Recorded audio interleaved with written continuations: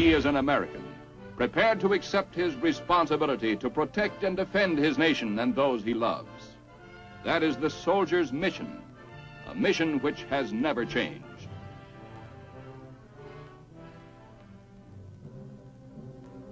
From the moment he is handed his rifle in basic training, the modern soldier begins to accept his first responsibility.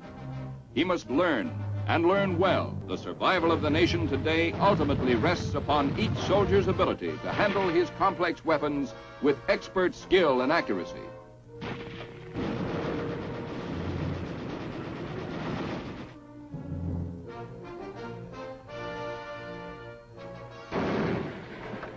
It is the responsibility of the modern American soldier that he must learn many weapons and learn them well.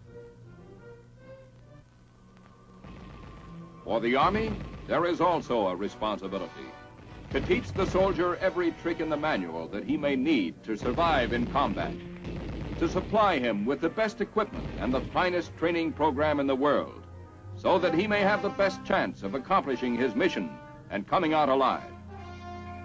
The enemy is strong and cunning, and if the American soldier is to win, he must know a great deal more than he ever did before.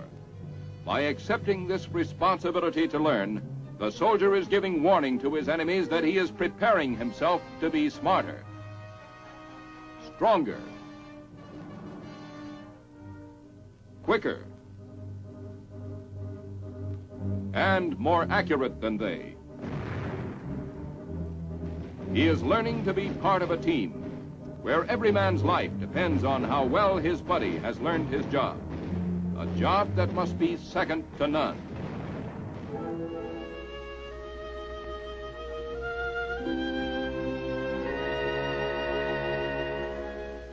The preparation for the moment that would bring the Army nurse to your side began months before back home in the United States. After 3 years of professional schooling, the nurses were given 4 weeks of basic training. In those early days, perhaps the nurse wondered why she had to sit through seemingly endless classes and submit to rigid discipline. Often, while muscles ached and groaned, she may have wondered why it was necessary to take those long hikes or grope her way through a gassed area. Yet there were demands that would require of her perfect physical health and stamina, the strength to stand up under the rigors of combat nursing. 4 weeks of basic training finished, the Army nurse was ready to serve wherever the Army needed her most. She might have found herself stationed in a general hospital right here at home, or perhaps assigned to a mobile hospital unit overseas. After she arrived, she may have helped to build the very hospital in which she worked. For the field hospital or the evacuation hospital, like a circus, had to be able to pack up and move on at a moment's notice. Its primary function was to offer immediate surgical treatment to the wounded, and that meant following ever-changing battle lines. Everyone pitched in when a mobile hospital went up: enlisted men, doctors, and nurses. Just one small instance where basic training paid off. Those muscles, toughened and hardened during the 4 weeks of basic back home, were equal to the job. General George S. Patton, commanding general of 3rd Army, had his design for combat. Hit the Germans, hit them again, keep them off balance, confuse them, discourage them, drive forward, always forward. Soldiers were conditioned toward one objective: get that German first.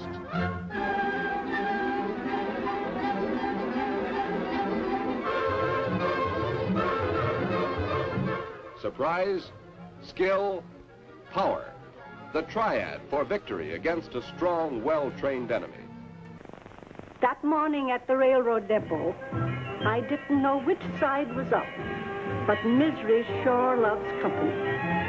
When I said goodbye to you, I was laughing, but I wasn't tickled.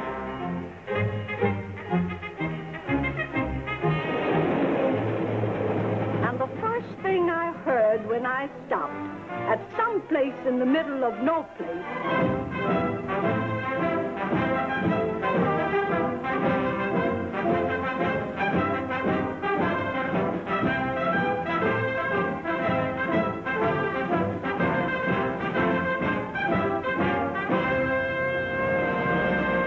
All right, men, On behalf of the United States Army and the reception center here at this camp, we're glad to welcome you here today and into the United States Army. We kept passing troop trains going back and forth all over the country. We finally arrived at a place called Military Secret. But this much I can tell you, it was cold. And even before we had a chance to thaw out, they had us in the school of the soldier. The sergeant gave it to us straight. You sleep in that bed, you'll make it. You wear them clothes, you'll wash them. You walk on that floor, you'll clean it. There's no servants here. You understand that? And I bet right now, Mama, I can make a bed better than you can. Rip, haw, hut, hop, rip, haw. In this man's army, they want you to be tough. But tough. And I mean tough. And tough in the army means a good fighter who can stand up against a strong enemy and beat him to the draw. I saw some soldiering that was beautiful to behold.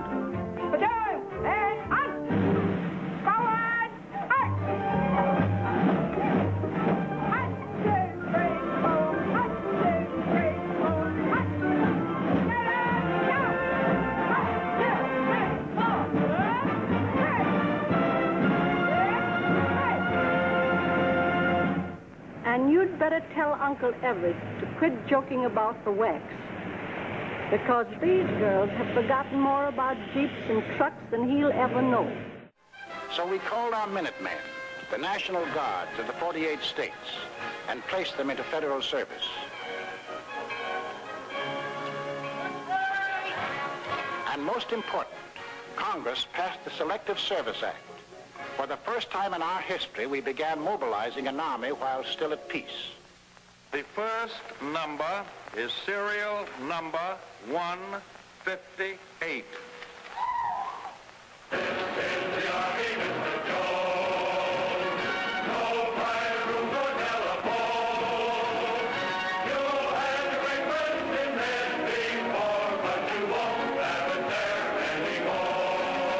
Second number, which has just been drawn, is 192.